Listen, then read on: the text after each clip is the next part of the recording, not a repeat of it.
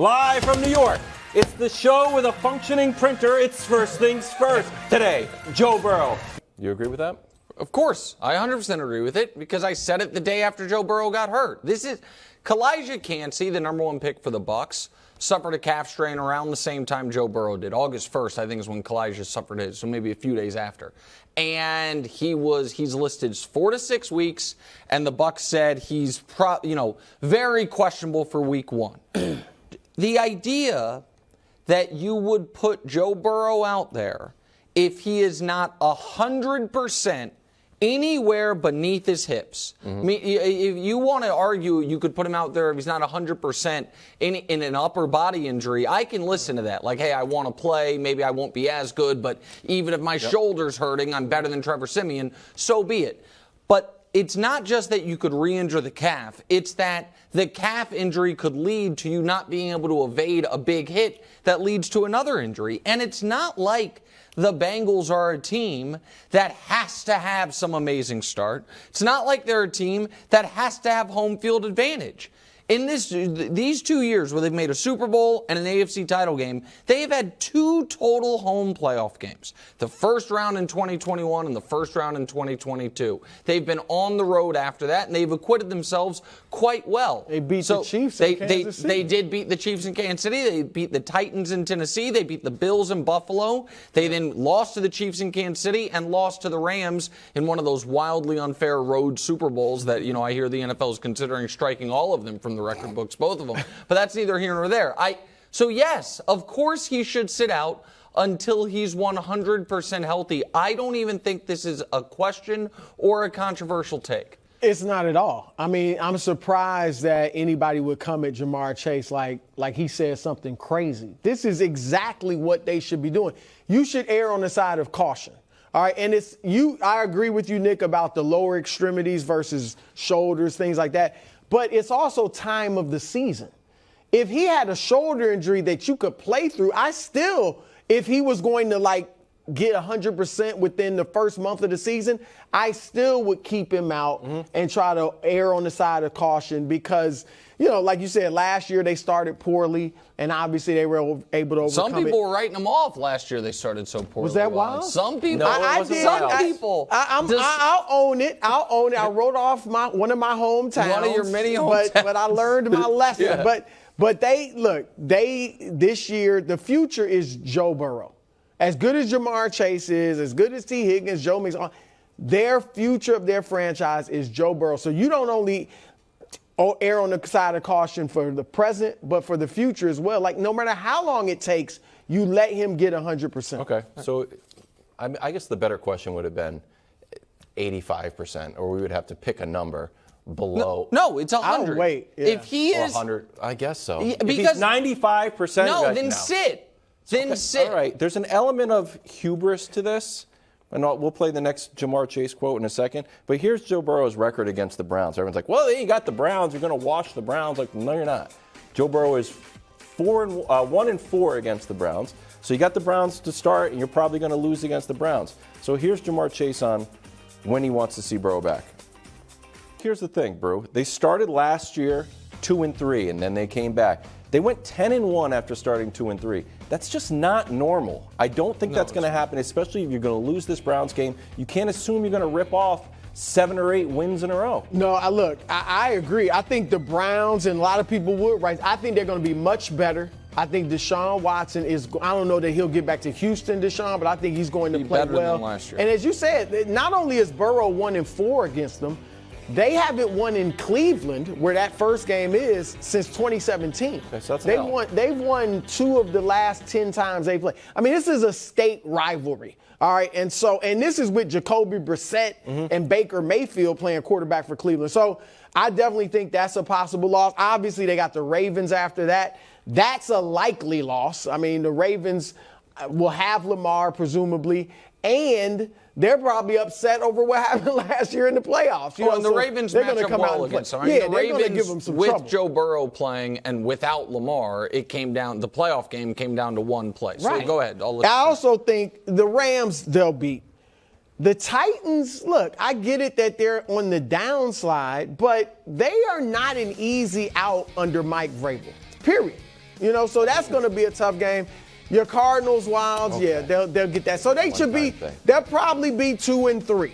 If they're 1-4, that could spell trouble, but they should be 2-3. And I'm not saying that's when he's coming back, but they might be safe. Seattle will be tough. So that's the thing is, and by the way, it should be noted, Vegas is not yet fully buying that he wouldn't be out there week 1. Okay. They're buying it a little bit. The line opened Cincinnati favored by 2.5. Mm-hmm.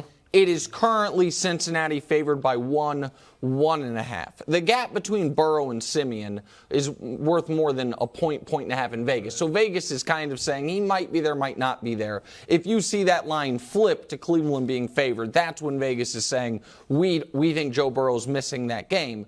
But this is the value in having a veteran backup. And I'm not arguing Trevor Siemian is a great player. And I understand Siemian hasn't won a game in this league since 2017. But he's only had one stretch of starting, really. 2021 New Orleans, that was the dark horse MVP year for Jameis Winston. And New Orleans did go 0-4 in those games, but they averaged giving up 30 points per game in those 4 games. Mm-hmm. Simeon had 12 touchdowns, 4 picks, an 85 rating, which is basically what you'd hope for from a backup quarterback. And I think the Rams are going to be terrible. I think the Cardinals, if you were to get to week 5, are going to be the worst team in the league. And I do think it is, let's just say he were to miss 5 weeks. Again, that's the longest end. But say that's what it was. Yep. Say that they thought he could play week 1, and then in getting ready for the game, he re-aggravates it, missed 5 weeks. Okay. I do think the Bengals are good enough against Browns, Ravens, Titans to win one of them. And then all of a sudden, I think they could go 3-2. I think their worst case would be 2-3, and they have shown they can pull themselves out of that. What they can't pull themselves out of is Joe Burrow getting injured in week 1 and having to miss 2 months. Oh, yeah. That's what they can't. And the other part of it, and we don't like, and I shouldn't say we don't like, but it almost feels ominous to talk about this type of stuff. But Burrow is also, injuries to him are different than a lot of other starting quarterbacks because he has already in his NFL career suffered a massive lower body injury. Mm-hmm. And so you have to be extra preventative, not that would lead to another one, but that if he were to suffer another one, what that does to him. You don't want guys having multiple surgeries, things like that. So I just would be extra cautious with Burrow, given the schedule, given the history, and one could even argue the point about him struggling oddly against the Browns, a team he has 5 interceptions against, hasn't played well. Oh, let him sit. Is almost another reason. Let him sit out. He struggles against this team anyway, and see if he can be fully healthy for that Ravens game the week after. Sure. Changed my mind. Okay. Let's take a look at the odds. My Chiefs coming in at number 1. Stop saying that. What? They're not number 1? They're not yours. Oh. Then the Bills, then the Bengals, then the Ravens, and then for some reason, the Jets. Yeah, these are bad. For some reason. Called Aaron Rodgers? How's that for a reason? Okay, how'd the Packers do last year? Yeah, that was his Packers. Why don't you ever give it back to him that your Cardinals and his Packers had the same playoff success? I don't know why you let him off the hook on that every single time. He only gives it back to him. Go ahead. By the numbers, it's the Bills, but who's the biggest threat to Kansas City? Listen, there is no real threat to Kansas City, and these numbers are ridiculous. It should be Kansas City minus 105. The Chiefs should be slight favorites against the field in the AFC. Mm-hmm. Like a 55% chance the Chiefs make the Super Bowl, a 45% chance for the rest of the conference collectively. So one of my favorite bets on the board, America, is the Chiefs to win the AFC, getting 3.5 to 1. Give me a break. But if I must pick a team, there are 2 human beings alive who have beaten Patrick Mahomes in a football game that matters. You might be like, Nick, they all matter. No, the regular season games matter for seeding and home field. Well, has the Chiefs ever played a road playoff game under Mahomes? No. So none of those regular season losses hurt the Chiefs at all. They've been at home with the 1 seed or otherwise the whole time. The 2 human beings are Joe Burrow and Tom Brady. Tom Brady doesn't play in the NFL anymore. He owns a few teams. He owns a little bit of the Raiders, owns a soccer club, does a lot of cool stuff.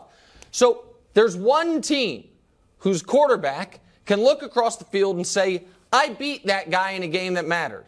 That team is the only team that can claim to be any type of threat.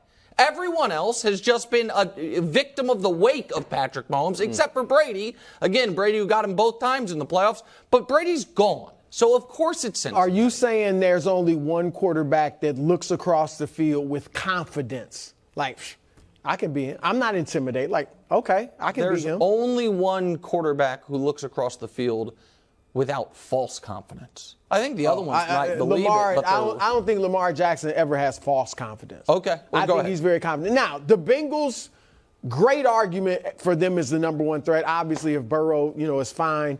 Because it's almost like styles make fights. They're a tough matchup for the Chiefs. I mean, they've beaten them 3 out of 4 times, and we know how close the AFC title game was. So I think, Nick, the talk about them not being a threat at all, no, they are a real threat. But I'm going to go with Baltimore. Wow. Because Baltimore, I think, matches up. They're a tough matchup for Cincinnati. Like you said, they almost beat them in the playoffs with Tyler Huntley. I know he's a Pro Bowler somehow. He made it last year. But you know what I'm saying? Like, that, they almost beat them without Lamar Jackson. I think, and I get it. I get people being skeptical.